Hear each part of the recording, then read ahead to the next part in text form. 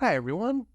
Most people have heard the terms bipolar disorder and bipolar mania, and it's not a completely rare or uncommon condition, as about 3% of people worldwide will be diagnosed with bipolar disorder at some point in their lives. But this is also a condition that often comes with considerable stigma and misunderstanding because of a number of misperceptions about what bipolar mania is all about. Have you ever heard someone refer to individuals with bipolar mania as being crazy or unpredictable? Have you ever thought that bipolar disorder is all about wild mood swings or episodes in which a person feels completely high and energetic? Like with most myths and misunderstandings, there's usually a bit of truth in these misperceptions, but enough that is false and just plainly wrong that it can lead to a lot of stigma and harmful beliefs about bipolar disorder. And sometimes these myths and misperceptions about what happens in bipolar mania are not all negative, but they can be unrealistically positive, almost glamorizing what happens in a manic episode. One of the examples of this that stands out to me is in the show Homeland. In the first season, the main character, is played by Claire Danes, is noted to have bipolar disorder. And at first, the depiction of bipolar disorder seems pretty reasonable and accurate, as her bipolar symptoms are managed with medications.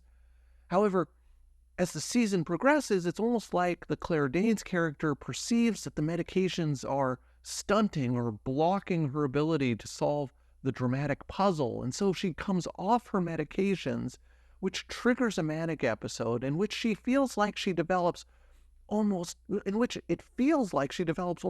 magical or superhuman powers of intuition, concentration, and problem solving, thereby figuring out the secret to what's going on and being able to stop the terrorists.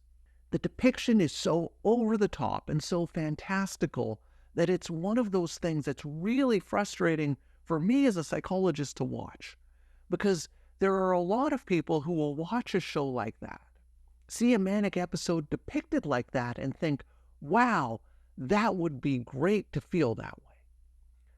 So what I want to talk about in today's video is 6 common myths and misperceptions about bipolar mania as a way of hopefully giving people a more realistic understanding about the nature of manic episodes and bipolar disorder more generally.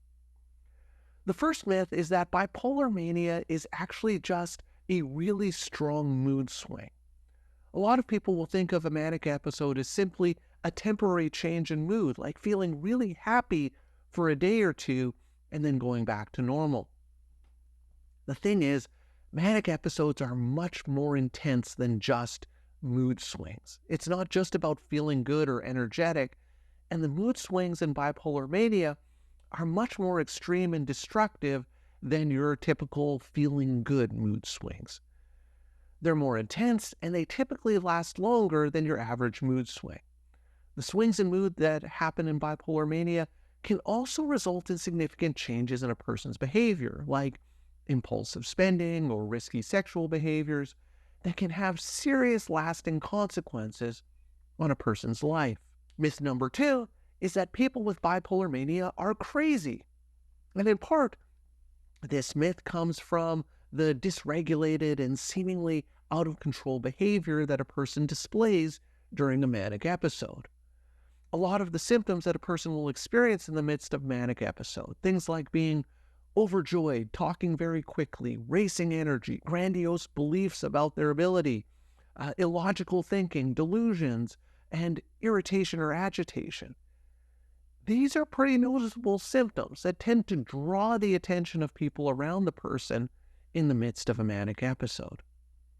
One of the ways I often see this is in TikTok videos, which are usually labeled with the term, Karens in the wild. And the idea is you have this person acting completely out of control in the supermarket or out in public somewhere, and someone pulls out their cell phone and records this person's outrageous behavior, labeling them as a crazy Karen. And the really sad thing is that when I see some of these videos, what's clear to me is that the person is in the midst of a manic episode, and that they're getting labeled as crazy or as a Karen when really this is a person who's suffering and is not in control of themselves because of the manic episode. And this leads me to myth number 3, which is that bipolar mania is the same as schizophrenia, or that the conditions are interchangeable. The thing is, these are two completely separate mental health conditions. Now, while it can be the case that people in the midst of a manic episode may experience hallucinations or delusions, this does not necessarily mean that it's the same as hallucinations or delusions that you'll find in schizophrenia. The delusional beliefs in a manic episode remit once the manic episode has resolved, whereas the delusions and hallucinations in schizophrenia tend to be much more chronic and long-lasting. You also tend not to see the same level of fluctuating mood between the highs of a manic episode and the lows of a depressive episode in schizophrenia. So they're two separate conditions that are treated and managed in very different ways. A fourth common myth about bipolar mania is that people with bipolar mania are always in the midst of a manic episode. The thing is, these are called manic episodes for a reason, because they are episodic. You can imagine that it would be impossible to maintain that level of activity, excitation, and racing out of control energy that is commonly observed in a manic episode. Essentially, the manic episode burns the person out and they end up crashing because it's impossible to sustain that level of activity. And it's usually in the crash that people will have a rebound depressive episode because they have completely drained their tank and they're also dealing with the damaging consequences of their behavior during the manic episode. Myth number 5 about bipolar mania is that it can be easily cured with medication. Now, medication tends to be the most effective treatment for bipolar disorder, as it's really difficult to do psychological treatments with people who are not stabilized in terms of their manic symptoms. But there are a lot of different medications that can be used to treat bipolar disorder, and so it can take some time to find the right medication or combination of medications that work for a particular individual.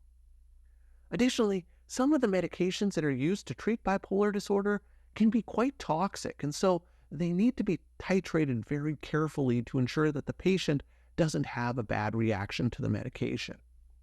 So it's very complex. A medication or medication cocktail that works for one person with bipolar disorder may not work for someone else. And so it's not just simply take this medication. The medication aspect of it is more complex. And myth number 6 about bipolar disorder is that bipolar disorder and bipolar mania is easy to diagnose and recognize in a person. This myth tends to come from the fact that these manic episodes can be quite dramatic, and as I mentioned earlier, they can have a big effect on the people around the person in the midst of the manic episode.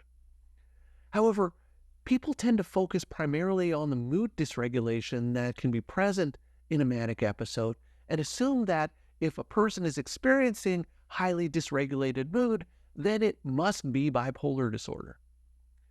The diagnosis is much more complicated than that, in that it can be quite difficult to distinguish between bipolar disorder and other conditions like borderline personality disorder, PTSD, or the effects of substances or medications on a person. So it's not always as straightforward as clear-cut as to whether someone is experiencing bipolar mania or some other condition. So those are the 6 common myths that you may come across in terms of bipolar disorder and bipolar mania. I hope this gives you a better sense of some of the nuances and complexities of this condition and a bit of a more educated understanding of what it's actually about. If you're interested in learning more about bipolar disorder, I'd encourage you to check out this video. So that's all for today's video. As always, thank you for making it all the way to the end of this video, and I will see you in the next one.